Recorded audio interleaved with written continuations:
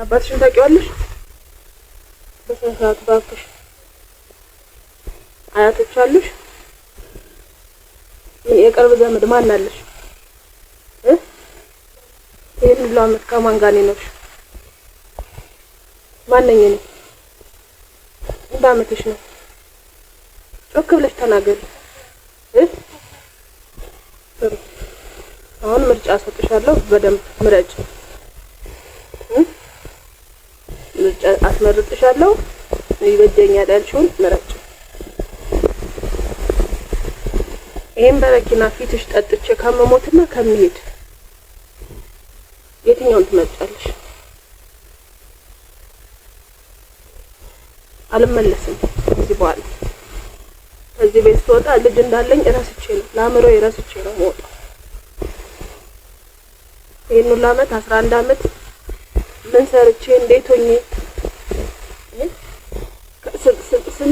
ስንት ጊዜ ከራሴ ጋር እየታገልኩ ስንት ራሴን ላጠፋ ስንት ጊዜ ታግዬ እዚህ እድሜ ላይ እንዳደረስኩሽ ታውቂያለሽ? አታውቂም?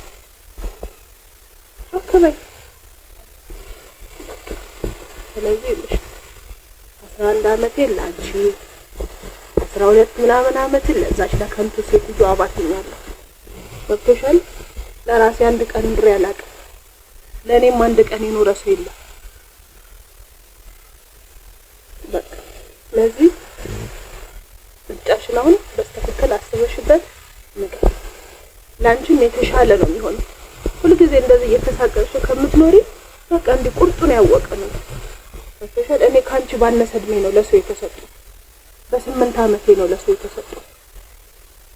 እስከ 8 ዓመቴም ከበላውበት ያልበላውበት ጊዜ እየበለጠ ማለት ነው። ከሳኩበት ያልሳኩበት አንቺ እድለኛ ነሽ። 11 ዓመት እኔ አፈር ድሜ እንደ እባብ አፈር ልላት እንጂ አንቺ ኖረሻል። አሁን ወይስ ልሂድ ወይስ ይሄንን በረኪና አሁን ፊትሽ ከፍቼ ጠጥቼው እዚሁ ልገላገልልሽ?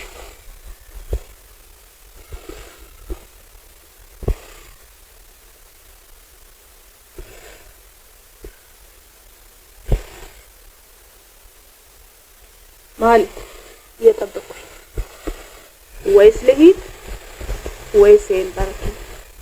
እንደምታውቂው ለመጨረሻ ጊዜ ትልልቅ ሰዎች ነው ይጆሉ ለምኛለሁ። ግን እኛን ማንም ሊረዳ የተፈጠረ ሰው የለም። ገብቶሻል? እኔንም የሚወደኝ አካል የለም፣ አንቺንም የሚወድሽ አካል የለም። አንቺንም እግዚአብሔር አይወድሽም፣ እኔንም እግዚአብሔር አይወደኝም። ሲጀመር እኛ እግዚአብሔር ፍጡሮች አይደለም። እኛ ዝም ብለን ወፍ ዘራሾች ነን። ፈጣሪ የለን። እኔና አንቺ ፈጣሪ የለን። እግዚአብሔር የሚባል ነገር የለም ሲጀመር ማለት እኛ ህይወት ውስጥ የለም። አያቀንም። እግዚአብሔር ቢያውቅ ኑሮ በዚህ ልክ እንደዚህ ባልሆንኩ ነበር። በዚህ ልክ ባልተሰበኩ፣ በዚህ ልክ ባልወደኩ ነበር። በዚህ ልክ ይሄን ሁሉ ዓመት እንደዚህ ሲሆን አንድ ድጋፍ ባላጣው ነበር። እኔ ያላባት አድጌ ያላባት አንቺ ያላባት ባልሰጠኝ ነበር እግዚአብሔር ቢኖር። እግዚአብሔር የለም። እሱ በሰው ቁስል የሚደሰት ነው፣ በሰው ህመም የሚደሰት ነው፣ በሰው እንባ የሚታጠብ ነው። በቃ እኛ ያለን አምላክ ይሄ ነው።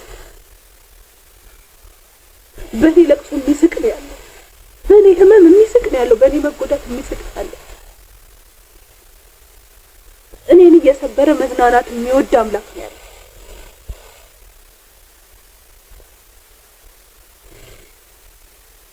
እንጂ በእንደዛ አይነት በአውሬ አባት ተወልጄ ከእንዳንቺ አይነት ደግሞ አውሬ አባት ልጅ ባልወለድኩ ነበር። ይሄን ሁሉ ዓመት ብቻዬን እንደዚህ ባልሆንኩ ነበር። ህይወቴ ውስጥ የገቡ ሰዎች ሁሉ እንደዚህ ከንቱ እንደሆንኩ ባልነገሩኝ ነበር። እንዲህ ዋጋቢ ሴት እንደሆንኩ ባላደረጉኝ ነበር። ልፋቴን መና ባልከተቱት ነበር። ስለዚህ ሻን ተናገር። ይሄን በረኪና አሁን ፊትሽ ከፍቼ ለጠጣው ወይስ ለሄድ? በቃ እየጠየኩሽ ነው። ምረጭ። እኔ ልሽ ነገ ጠዋት ከሁለት አንዱ ነው በቃ። ከዚህ ዛሬ መጨረሻ ነው የምታይኝ ፊት የመጨረሻ ነው በቃ። እኔ የማይሽ የመጨረሻ ነው።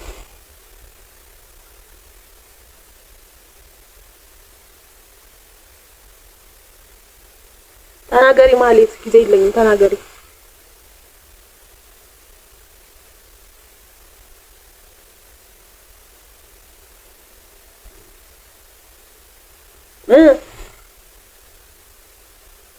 ማህሌት ተናገሪ።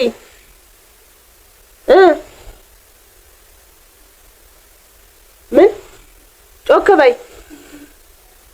በቃ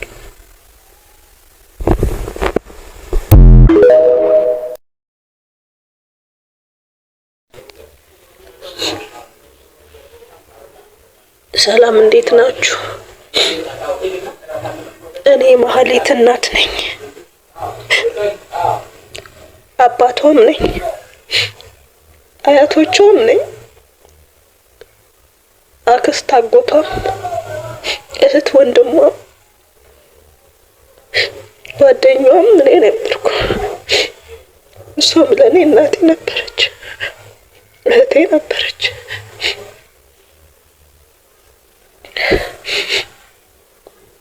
ግን እኔ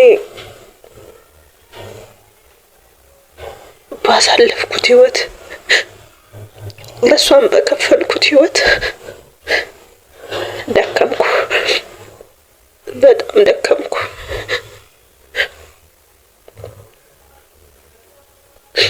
ከዚህም የባሰ ነገር ፊቱ አድርጌ አውቃለሁ።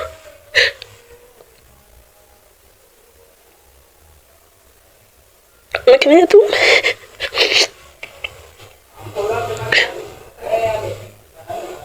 እኔ መለመን አልችልም፣ ወይ ደግሞ ይሄ ጊዜ እስኪያልፍ እከሌ ጋር ሂጂ፣ አክስትሽ ጋር ሂጂ፣ አጎትሽ ጋር ሂጂ ማለት አልችልም። ምንም ዘመድ የለንም፣ እኔ ምንም ዘመድ ምንም ወገን ሳይኖረኝ ነው ያደግኩት። ሰው ቤት ለሰው ቤት ተንከራትቼ ያውም እናቴ ወላጅ እናቴ 30 ቁጥራ ብቻ ደሞዝ ለመውሰድ የምትመጣ እናት ከ7 ዓመቴ ጀምሮ ለሰው እየተሰጠው ነው ያደግኩት። ከዛ እግዚአብሔር ቤተሰብ ይሰጠኛል፣ በእውነቱ ይገዛኛል ብዬ ስጠብቀው እሱ ግን ምን አደረገ? ከማይወደኝ ሰው ልጅ ሰጠኝ። ልጁን ለማየት ከማይፈልግ ሰው ልጅ ሰጠኝ። ይህንንም እሻልኩት፣ ይህንንም ችለዋለሁ አልኩት። እሷን እዚህ ለማድረስ ያየሁትን እሷን እዚህ እድሜ ላይ ለማድረስ የከፈልኩትን 12 ዓመት እንዴት ልነግርህ እችላለሁ? ያልቆሰልኩት እኮ ቦታ የለም። አልገባችሁም? የማያመኝ ቦታ እኮ የለም።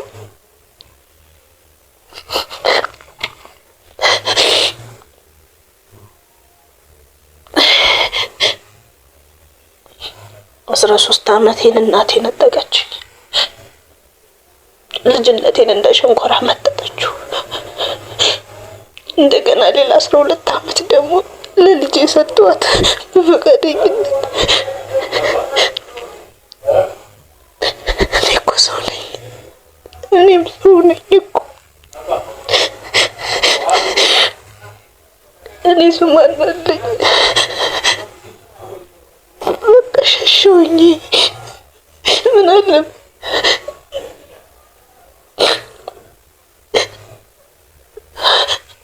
አንዳንድ ሰዎች መሸሽ ያናዷቸዋል። ራሴን ከማጠፍ መሸሽ ለምን አናደዳችሁ? መሸሽ ለምን አናደዳችሁ?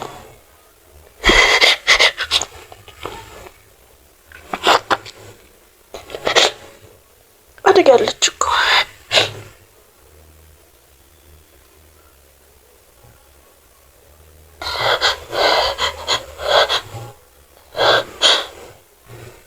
በየቀኑ ራሴ ላይ አንገቴ ላይ ገመድ ማስገባት እየተመኘው መኖር ሰለቸኝ። በቃ በየቀኑ ባልነጋ ያልኩኝ መኖር ሰለቸኝ። እየለፋው ብኩን መሆን ሰለቸኝ። እኔ እኮ እንጀራ ጠይቄ የማላገኝ ሰው ነኝ። ነፍሴን እየሰጠሁ ለሰው ልጅ ነፍሴን። እኔ እኮ አንድ እንጀራ ከሰው አላገኘም። እንዴት ነው ታዲያ ከዚህ ሰው ጋር የምኖረው? እንዴት ነው ይሄን ህዝብ ጎረቤት አድርጌ የምኖረው? እኔ የምገባበት ገል የለኝ፣ ልጅ የምገባበት ገል የላት። ሰው በሞት የሚለያይ የለ እንዴ? ሰው አፈር ይለያዩ የለ እንዴ? እኔ ቢያንስ ቤቷ ነው ትቻት የሄድኩት።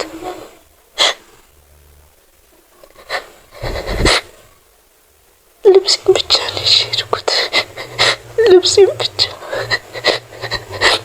እሷን ሳያሳድግ የሰበሰ